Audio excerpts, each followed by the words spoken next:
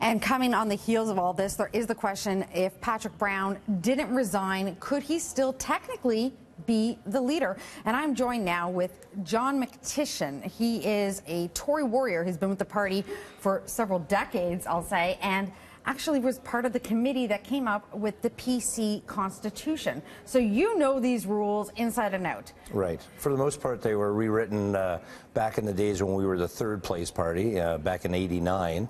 And they've tinkered over the years, but pretty much they're the same ever since then.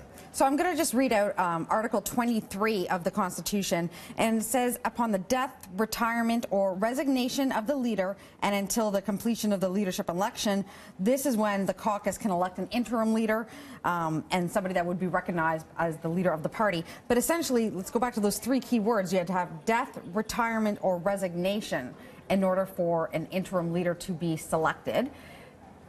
If Patrick Brown did not sign off on the resignation letter, is he technically still the leader? Absolutely. That's according to the rules in the Constitution. If he did not resign, if he did not himself say yes and sign off on that, then he's still the leader today. So what does that mean? What are the implications then for the party?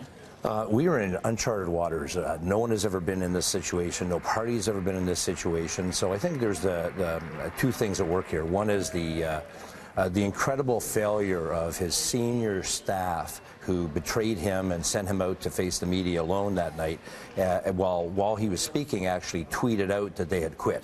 So normally, on a transfer of power from one leader to another, under whatever circumstances, the staff and the senior party people are there to guide the party and the leadership with a smooth transition. Clearly here, the people who are supposed to do that and show some fiduciary responsibility to the party decided to look after their own asses and bolted. So that's one issue and a problem. Patrick went home and then basically was deeply affected by the events of the day and the accusations, and took it pretty hard. So he wasn't thinking about what came next or whether, anything else that had happened. And apparently nobody ever came to him with a letter of resignation. They may have drafted it, but who is left to do anything with it? And apparently the news media, I got my news, like most people in the party, from the media. And where the media get their information, well, somebody sent out a release with a quote from him saying that he had resigned. And clearly that's not true, didn't happen. So who is the person? Are they still on the payroll? Are they still collecting a check from Vic Fideli, who we all thought was our party leader, our interim party leader, up until this story broke?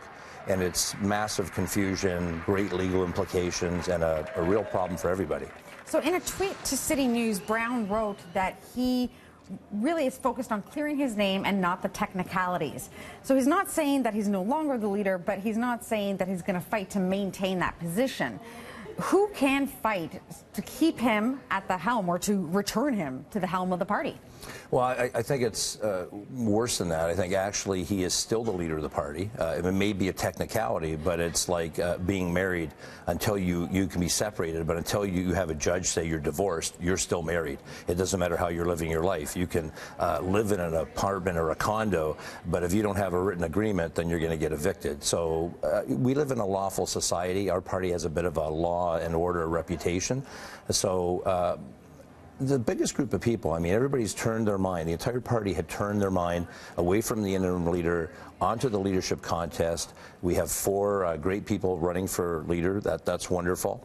But each of those people made a decision based on the fact that they thought the party executive had the authority to call a leadership. And apparently they didn't, because somebody fraudulently misrepresented to all of us that was the case. So first it's like, who was that person? Are they still on staff? How did they accomplish this? There's been a lot of talk about what happened to Patrick and was it an inside job or not. Well, if you're looking for evidence of an inside job, I'd suggest a good place to start is a resignation statement that he never authorized. Is this leadership contest moot then? Yeah, it's not moot, but it's certainly it's all of a sudden the storm clouds have rolled in over top of it, because you can't have a new leader if you still have a leader. So the party's got to come down and sit down and figure out what it's going to do moving forward, and that's the other kind of weird irony in all of this is that under our Constitution, and I haven't had to check the other parties, but there is no mechanism to remove a leader for any cause. So unless it's death, retirement, or resignation, the leader's the leader.